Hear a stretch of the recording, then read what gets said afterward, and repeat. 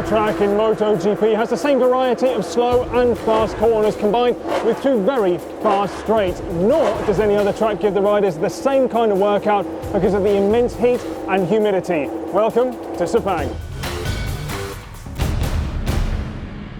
Most teams come to the Sepang International Circuit in February for the pre-season test, so they tend to know the track pretty well.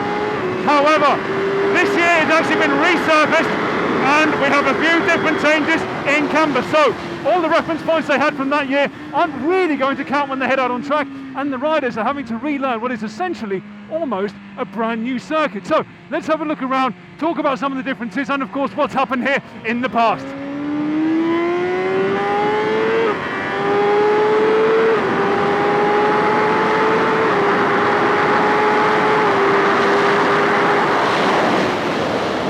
Turn one, the first of the hard braking zones. As you can maybe tell, nowhere near as bumpy as it used to be. They flattened it out quite a lot. This is where Lorenzo made his move on Rossi last year in the race. We come round into turn number two. Nowhere near as steep the drop as it used to be back then. They made the camber a lot smoother. Come into turn number three, short shift up to four. This fast right-hander. This is the reason why Michelin brings asymmetric rear tyres with the rubber harder on the right-hand side of the cope. But the punishing force is there. Up to turn number four, hard braking zone, and favourite passing point. Whoops, a little bit too far. Again, they've changed the camber on this turn.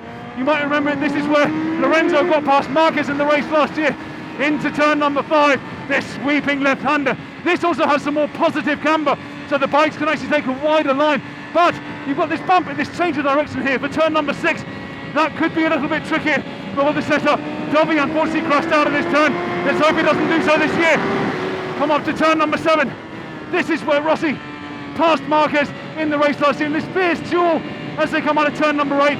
This is the point you might remember. He turned around and looked at him to say, what's going on?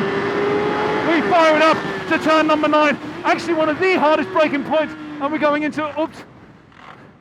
That was supposed to be first gear there. Hidden neutral, sorry about that. Turn number nine, nowhere near as steep as it used to be, a little bit smoother. Come on round turn number 10. Once again, this is really where the Marquez-Rossi battle was hotting up. Here, Rossi made the move up the inside of Marquez, but coming in to turn number 12 down here, this is where Marquez made his stick. He softed it in front of Rossi, got the perfect line coming in there.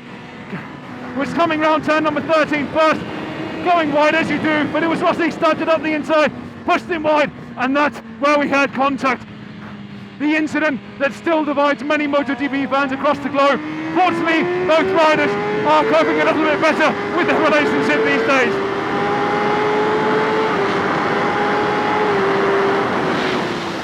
Into the final hard braking zone. Now this is the corner which really is the most different. The final one, you can see a much wider line. It is so off camber. It used to have 2 degrees positive camber. Now it's 4 degrees negative. So that's going to be a real game changer, especially when you want to pass under braking.